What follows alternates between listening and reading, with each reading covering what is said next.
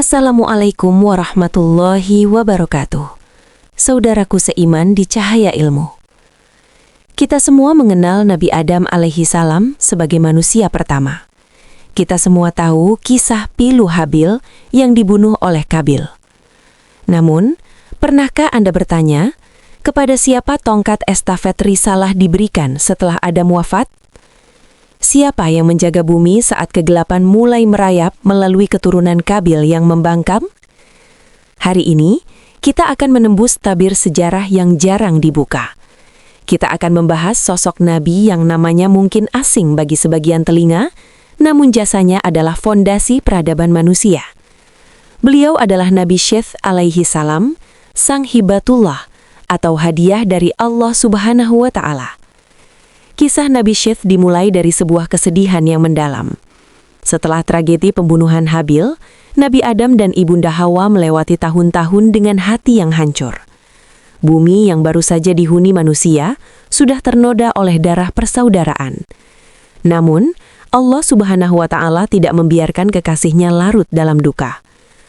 Pada saat Nabi Adam berusia 130 tahun, lahirlah seorang putra yang sangat tampan, bercahaya dan memiliki kemiripan sifat yang luar biasa dengan Adam. Itulah Syith. Nama Syith secara bahasa berarti pemberian Allah atau hadiah Allah.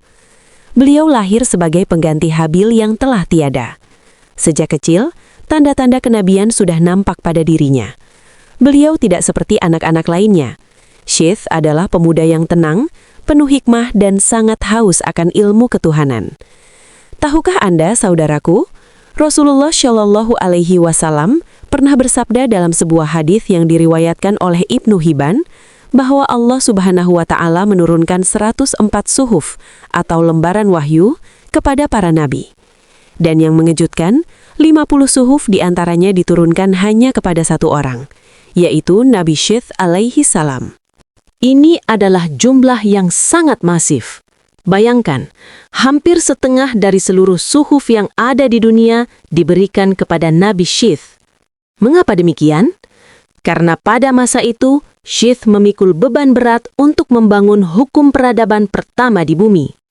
Di dalam suhuf-suhuf tersebut, Allah Subhanahu wa Ta'ala mengajarkan tentang tauhid, hukum-hukum ibadah, hingga ilmu-ilmu tentang keteraturan alam semesta.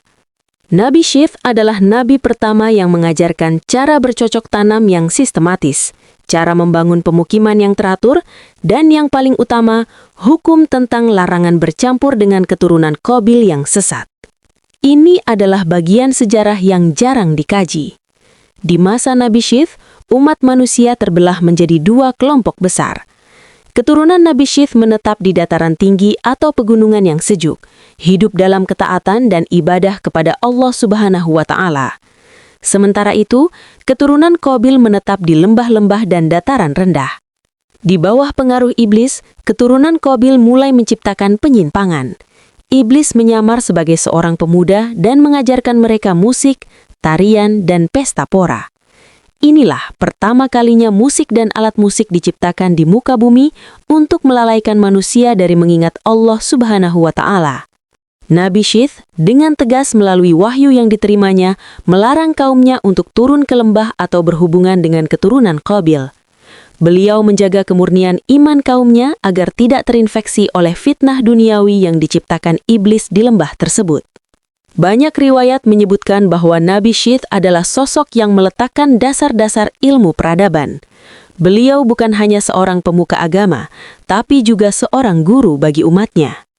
Beliau mengajarkan tentang waktu, tentang rotasi bulan dan matahari untuk menentukan masa ibadah. Beliau mengajarkan bagaimana mengelola sumber daya alam tanpa merusaknya. Yang paling mengharukan adalah saat Nabi Adam alaihi salam menjelang wafat. Adam memanggil Syith dan memberikan wasiat yang sangat rahasia. Adam menyerahkan tongkat kepemimpinan dan sebuah tabut atau peti yang berisi rahasia-rahasia kenabian. Adam berpesan kepada Syith agar menjaga risalah ini dengan nyawanya. Syith kemudian menjadi satu-satunya sandaran bagi umat manusia saat itu untuk tetap mengenal siapa pencipta mereka. Ujian terberat Nabi Syith datang dari godaan fisik. Keturunan Qabil digambarkan memiliki paras yang menarik namun hati yang rusak, karena mereka mulai menghiasi diri secara berlebihan atas ajaran iblis. Sementara keturunan Syith memiliki hati yang murni namun penampilan yang sederhana. Iblis terus berusaha memancing pengikut Syith agar turun ke lembah. Nabi Syith menghabiskan ratusan tahun usianya untuk berdakwah, menjaga benteng keimanan agar pengikutnya tidak terjerumus dalam kemaksiatan. Beliau adalah penjaga moral pertama di bumi. Tanpa keteguhan Nabi Syith, mungkin cahaya tauhid sudah padam bahkan sebelum zaman Nuh alaihi salam tiba. Beliau adalah jembatan cahaya antara Adam dan generasi setelahnya. Nabi Syith hidup dalam usia yang sangat panjang. Ada yang menyebutkan hingga 912 tahun. Sepanjang hidupnya, beliau tidak pernah lelah mengingatkan manusia bahwa dunia ini hanyalah tempat persinggahan.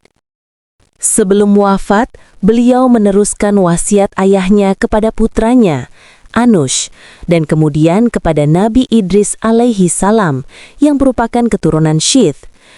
Tahukah Anda di mana makam beliau?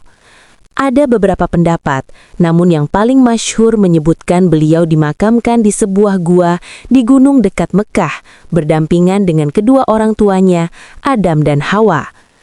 Namun warisan terbesarnya bukan pada makamnya, melainkan pada keberaniannya berdiri tegak sebagai satu-satunya pembela kebenaran di saat mayoritas manusia mulai berpaling mengikuti nafsu dan bisikan iblis. Saudaraku di cahaya ilmu, apa pelajaran yang bisa kita petik dari Nabi Syith alaihi salam? Beliau mengajarkan kita bahwa menjadi orang baik di tengah lingkungan yang buruk adalah sebuah perjuangan kenabian. Beliau mengajarkan bahwa hiburan yang melalaikan, seperti yang diciptakan Qabil, adalah senjata lama iblis untuk menghancurkan iman. Nabi Syith adalah bukti bahwa Allah Subhanahu wa Ta'ala selalu mengirimkan hadiah atau penolong di saat kita merasa paling hancur dan kehilangan arah. Namun, sejarah tidak berhenti di sini. Setelah Nabi Syith wafat, tantangan zaman semakin berat. Iblis semakin cerdik. Manusia mulai melupakan ajaran Syith dan mulai tenggelam dalam kebodohan. Di saat itulah muncul sosok Nabi yang luar biasa cerdas. Nabi yang pertama kali bisa menulis dengan pena, Nabi yang pertama kali menjahit pakaian, dan Nabi yang diangkat oleh Allah Subhanahu wa Ta'ala untuk melihat langsung keindahan syurga. Siapakah beliau? Dan bagaimana beliau membangun peradaban ilmu pengetahuan yang melampaui zamannya? Kita akan masuk ke bab selanjutnya, membahas sosok yang penuh misteri dan keajaiban, Nabi Idris alaihi salam.